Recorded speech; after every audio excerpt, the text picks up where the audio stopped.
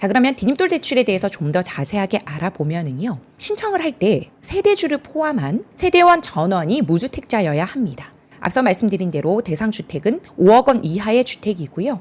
신혼부부나 다자녀, 두자녀 이상의 가구에게는 6억 원 이하로 주택 가격을 늘려줬죠.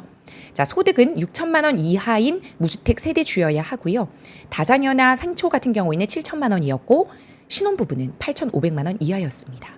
자, 대출 한도가 2억 5천까지 제한이 되고 있는데 다자녀나 신혼부부 같은 경우에는 최대 4억까지, 그리고 생애 최초는 3억 원까지입니다. 그런데 앞서 말씀드린 대로 이 생애 최초 LTV 비율을 80이 아니라 70%로 낮추게 되면 어떤 일이 벌어지냐. 예를 들어 신혼부부가 생애 최초로 내가 내 집 마련을 5억 원짜리로 하게 된다라고 이제 가정을 해봅시다. 그러면 원래 5억의 80%, 4억 원까지가 DTI 범위 내에서 대출이 나갈 수 있었는데요. 이제는 그 4억이 아니라 어떻게 되는 거죠? 70%이기 때문에 3억 5천만 원까지인 거고, 거기에 한 번 더 반공제 개념까지 들어가게 되니 상당히 많은 대출 금액이 줄어들게 되는 거죠. 그리고 만 30세 이상의 미혼 단독 세대주인 경우에는 주택 가격이 더 줄어듭니다. 전용 면적 60제곱미터 이하이면서 3억 원 이하로 제한이 되고요. 대출 한도가 2억 5천이 아니라 1억 5천 이내이며 생애 최초 같은 경우에도 3억 원까지가 아니라 2억 원까지로 제한이 됩니다. 자, 좋은 것이 2%대 3%대의 대출 금리를 10년, 15년, 20년, 30년간 장기 고정 금리로 가져갈 수 있다고 했고요. 우대 금리도 더 중복으로 적용이 가능합니다. 자, 상환 방법은요. 원리금 균등을 하던지 원금 균등 분할 상환을 하던지 채층식 상환으로 할 수가 있는데요. 말씀드린 대로 대출 받은 날로부터 1개월 이내에 전입을 해서 쭉 실거주 의무 1년은 가져야 된다라는 걸 주의하셔야 되고요. 원래라면 디딤돌 대출과 신생아 특례 대출을 받고는 추가매수 금지 약정을 안 쓰고 있었다가 24년 6월 19일 이후 신청권부터는 이 디딤돌 대출과 신생아 특례 대출에 대해서도 추가매수 금지 약정서를 쓰게 되어 있기 때문에 이제는 정책성 대출을 받으면 모두 추가매수 금지 약정을 쓴다라고 정리를 하시면 되겠습니다. 자, 그러면 여기서 반공제가 무엇이었죠? 반공제라고 하는 건 최우선 변제금이라고도 하고 소액 임차 보증금이라고도 하는데요.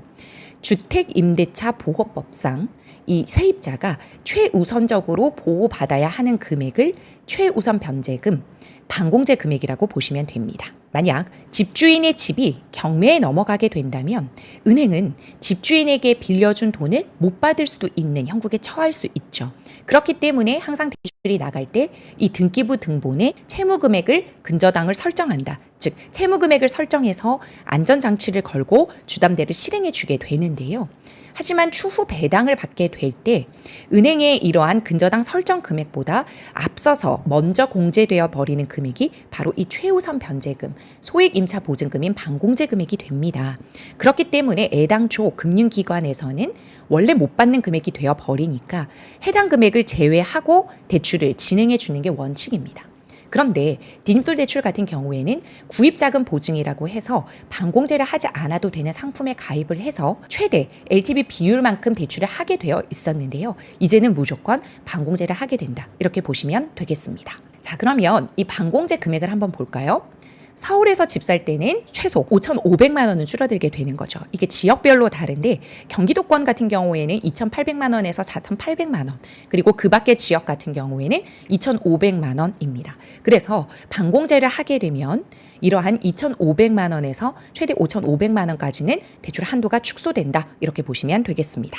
자, 그러면 디딤돌 대출 대상 주택을 구입하고자 하는 사람들 한 번 더 우리가 정리를 해볼까요? 주택을 취득하기 위하여 주택 매매 계약을 체결한 자, 그런데 세대주라고 했습니다. 만 30세 미만 단독 세대주는 대출이 안 됩니다. 자, 단 민법상 미성년인 형제 자매 중 1인 이상과 동일 세대를 구성하고 주민등록 등본상 합가일 기준으로 해서 6개월 이상 합가를 했다라고 하면 가능한데요.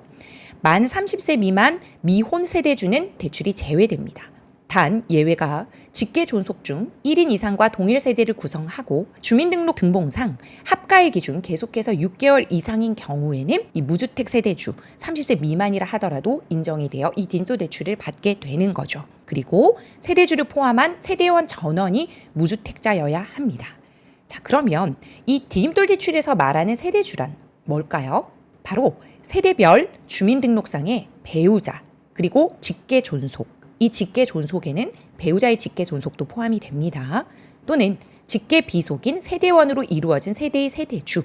그러나 여기서는 형제 자매는 세대원에 미포함되는데요. 이러한 세대주 모두가 무주택자여야만 디딤돌 대출을 받을 수가 있는 거죠. 다만 여기에 해당하는 자도 세대주로 간주하게 되는데요. 세대주의 배우자도 세대주로 간주해주고요. 주민등록표 상에 세대원으로 등록된 자가 대출 접수일 현재 3개월 이내인데 결혼 예정자이다. 그러면 세대주로 봐줍니다. 이렇게 했을 때 이 세대주가 대출을 신청할 수 있게 되는 겁니다.